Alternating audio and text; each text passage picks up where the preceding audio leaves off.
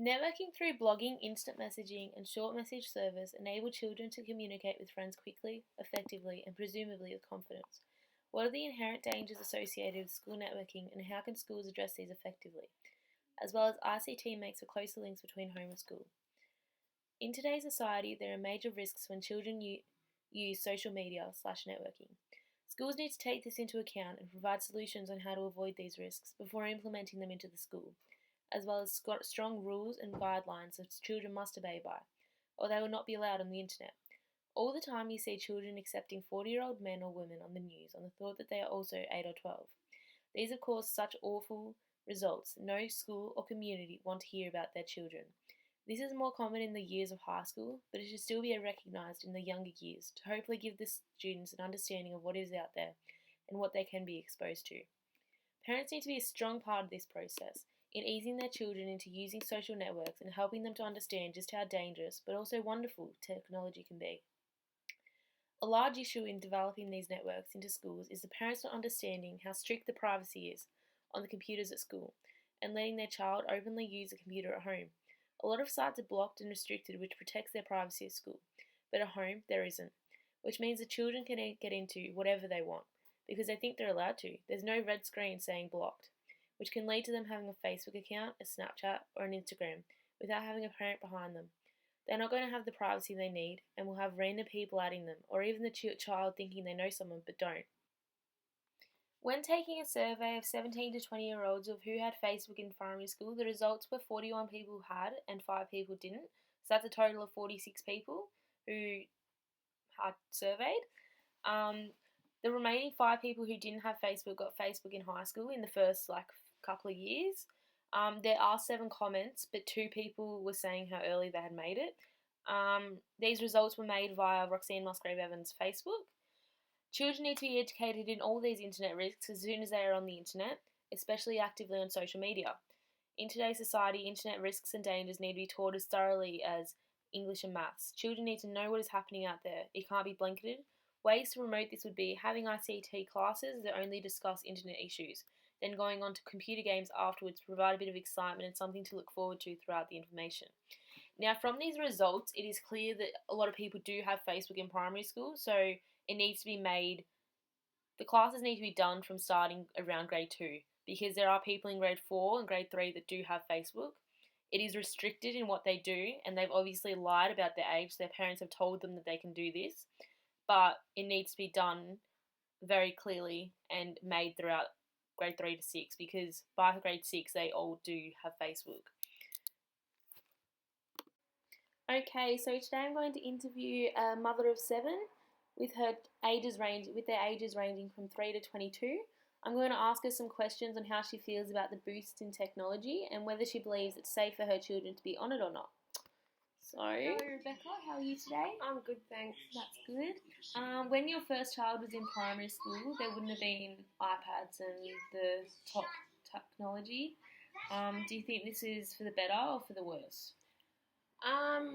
I think it's good they've introduced all that into schools because it's just a reflection of changing times. Like, people are going to need those skills, and it's really good too for those kids that weren't so good at writing and stuff like that, but they're able to just use the technology, so it opens up more avenues in that way. So I think it can be a really positive thing, yeah.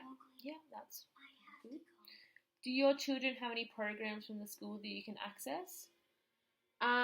Yeah, they have a thing called Compass, and all the parents have their own login details, and you can go in and you can view reports and different assessments that your kids have done, any updates and attendance and things like that. So that's really good.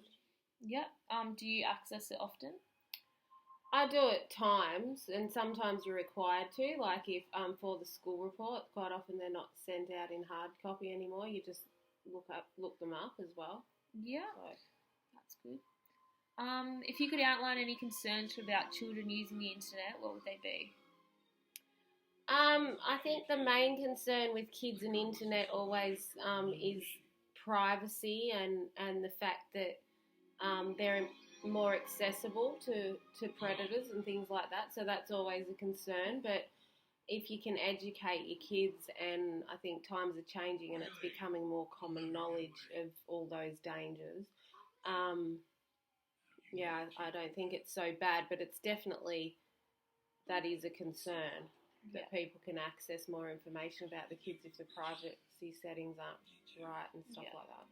Would you like to see it more in schools, like more of an education on the internet, or?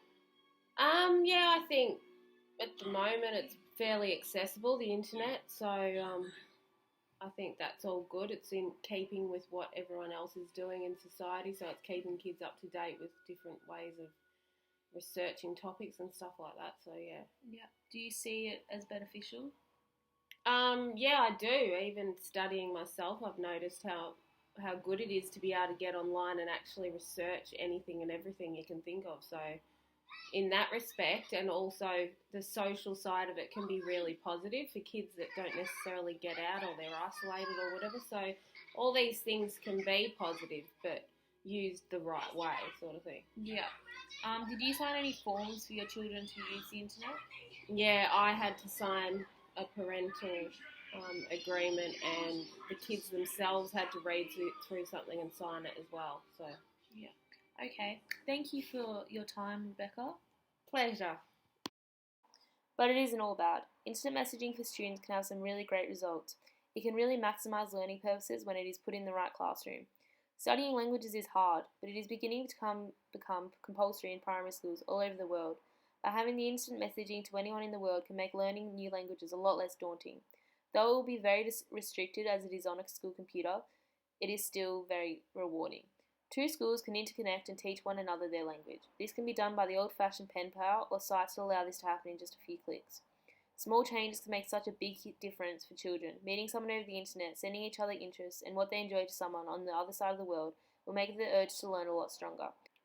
This will allow the children to want to learn the language. Doing something as simple as writing a page using that language once a week to then comprehend and send to someone who speaks fluently with that language will maximise their learning. There are a number of sites that can be used to do this, but I think the one suggested in the curriculum would be a safer idea. Another great resource the classroom can adopt is blogging. It has a wide range of security strengths depending on what the school and parents decide is necessary. When the blog is created, the children can then upload all their different forms of work, whether it be video, audio, artwork, etc., which allows the parents to see how their child is going in the classroom. By involving the parents allows the children to be proud of their work and acknowledge what needs improving and what is going really well. This allows the parents to take part in strengthening these skills, and which also builds the relationship between the parent and child. The child will become excited to add things to the blog and go home and show mum and dad what the child did in class today. This can also be a social thing. This child can send feedback on other classmates' blogs, but should be supervised to ensure it's positive and happy feedback. The parents can be part of all of this. By combining these two prompts together allows the solutions to any implications to be by the other.